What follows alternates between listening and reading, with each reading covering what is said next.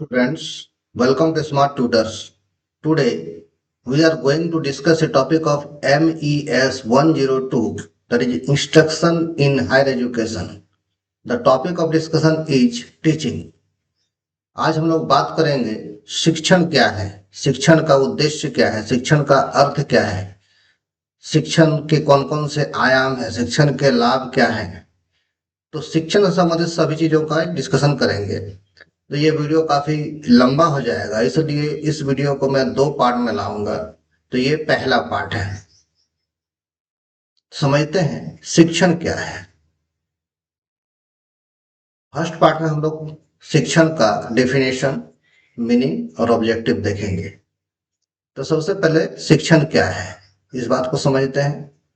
Teaching is the process of guiding, instructing and facilitating learning so that learner acquire knowledge, skill, value and attitude। शिक्षण वह प्रक्रिया है जिसमें शिक्षक के द्वारा छात्र को मार्गदर्शन, निर्देश और अधिगम को सुगम बनाने का प्रयास किया जाता है, ताकि छात्र अपने ज्ञान को बढ़ा सके, कुशलता को बढ़ा सके, शिक्षा के मूल्यों को समझ सके और अपना दृष्टिकोण सही प्राप्त कर सके।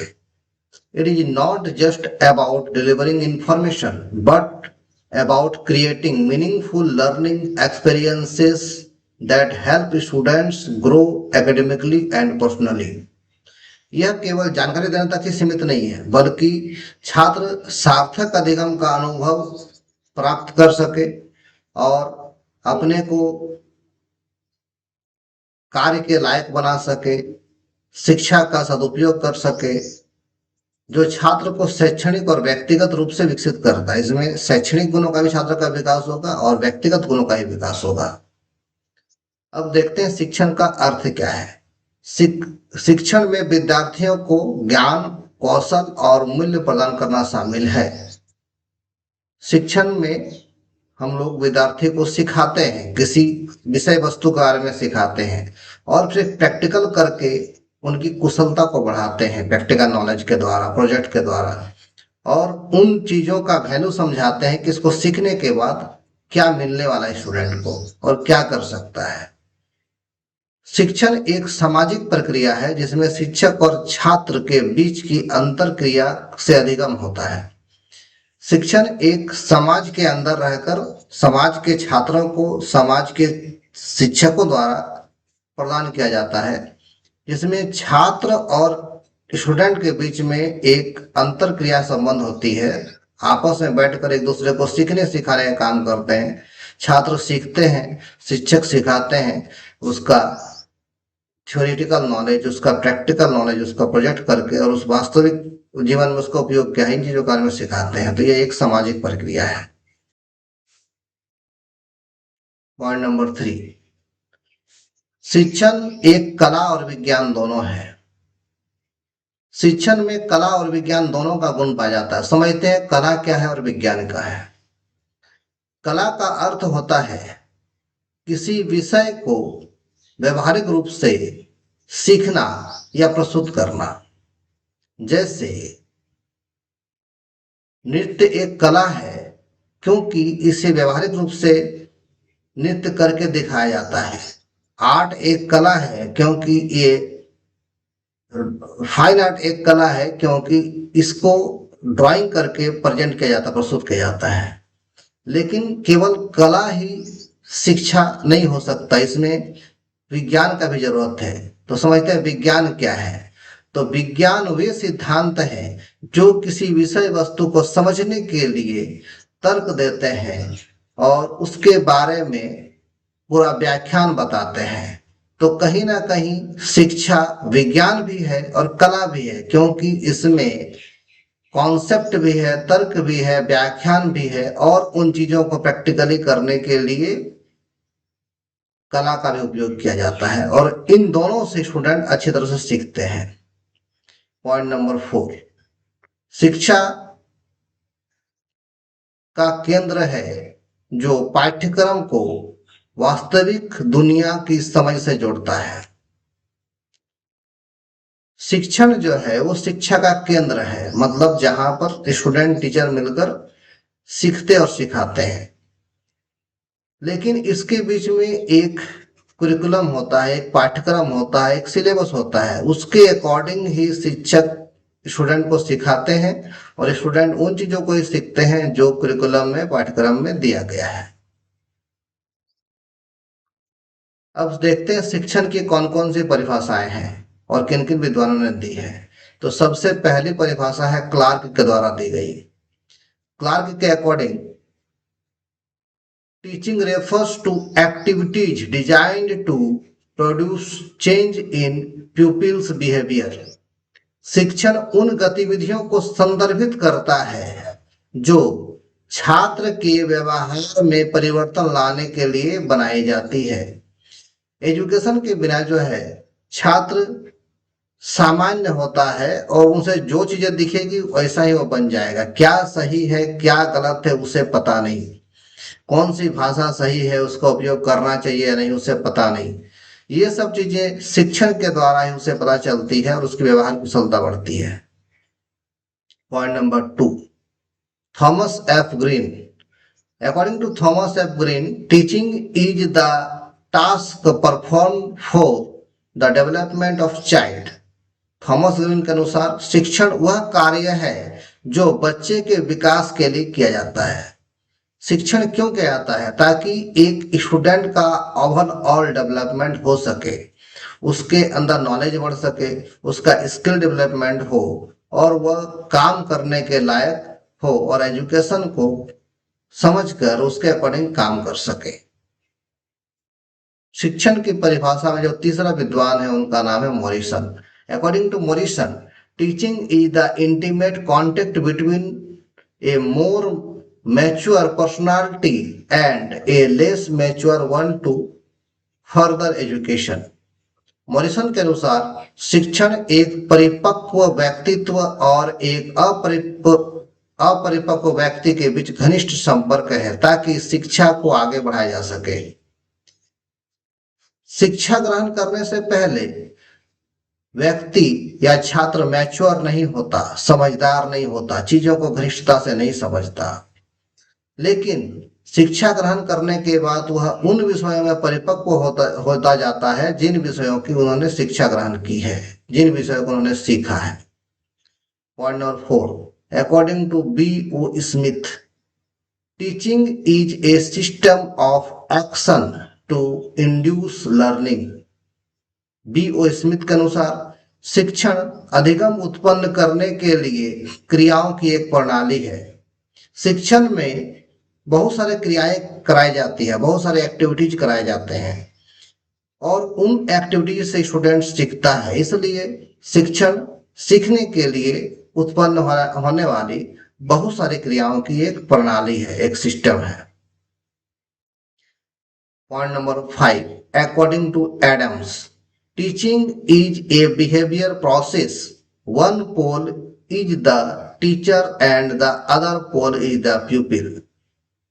एडम्स के अनुसार शिक्षण एक द्विध्रुवीय प्रक्रिया है, एक ध्रुव शिक्षक है और दूसरा छात्र है।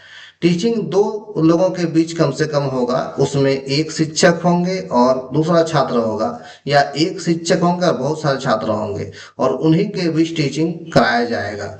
शिक्षक सिखाएगा, वो एक ध्रुव हो गया, एक पोल हो गया, और दूसरा पोल छात्र होगा जो सीखने के लिए बैठे हैं और जिनको सिखाया जा रहा है।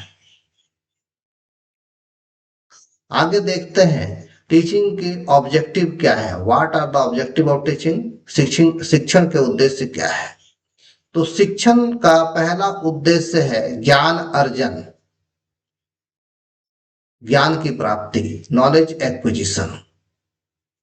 Knowledge acquisition helping student gain subject knowledge, wisdom and critical understanding beyond textbook।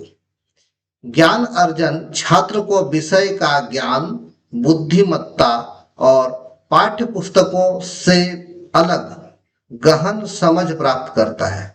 देखिए, स्टूडेंट के पास पढ़ने के लिए बुक्स है, मटेरियल है, ऑनलाइन मटेरियल अवेलेबल है, वीडियो क्लासेस हैं, सब कुछ अवेलेबल है, लेकिन इन सब चीजों से वे एक लिमिटेड नॉलेज तक पहुंच पाएगा जब तक कि वो टीचर के पास जाकर चीजों को ना समझे या टीचर उसको प्रैक्टिकल उन चीजों को ना समझाए। तो इसलिए ये केवल किताबों तक सीमित नहीं है। ज्ञान किसी विषय का होना चाहिए, प्रैक्टिकल या प्रोजेक्ट से उसकी बुद्धिमत्ता उस विषय में बढ़ती है और बाद में उस ज्ञान का उपयोग वह अपने जीवन में काम में लगाता है और समाज के लिए, देश के लिए वो मदद करता है। तो इसलिए केवल किताब तक सीमित नहीं है ज्ञान, बल्कि टीचर और स्टूडेंट के बीच एक अच्छा रिलेशन है जो ज्ञान को बढ़ाता है। पॉइंट नंबर 2, स्किल डेवलपमेंट, कौशल विकास। Skill development enhancing learning skills such as problem solving, communication, creativity and adaptability.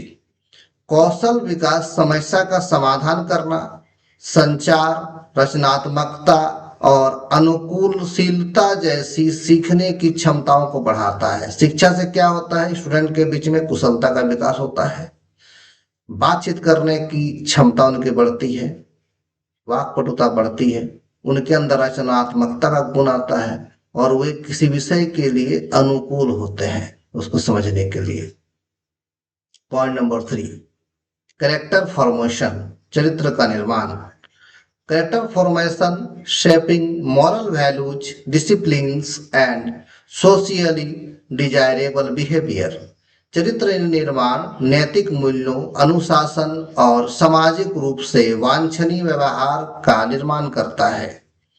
Education से स्टूडेंट के बीच में चरित्र का निर्माण होता है, वो बुरी चीजों को छोड़ता जाता है और अच्छी चीजों को अपनाता जाता है, उसके अंदर अनुशासन बना रहता है और समाज में वो एक पहचाना व्यक्ति के रूप में माना जाता है, अच्छे व्यक्ति के रूप में माना जाता है।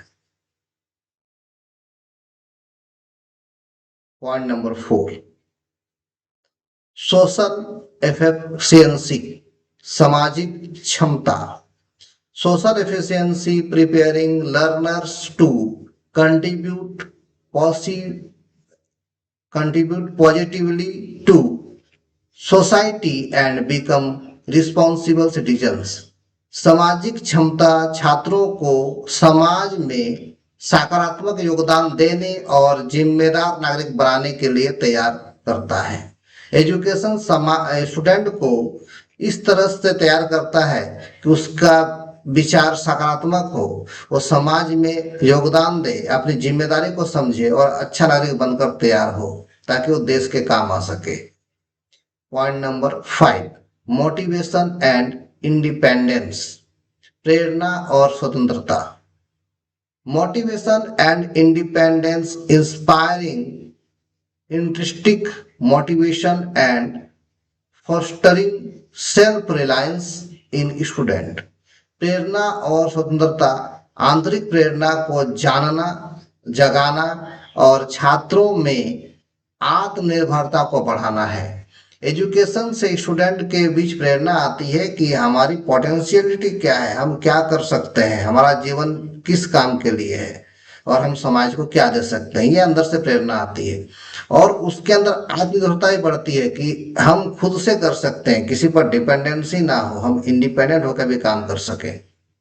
Point number 6, believe and attitude, विश्वास और दृष्टिकोण। Believe and attitude formation guidelines learner to develop constructive beliefs, attitudes and perspectives।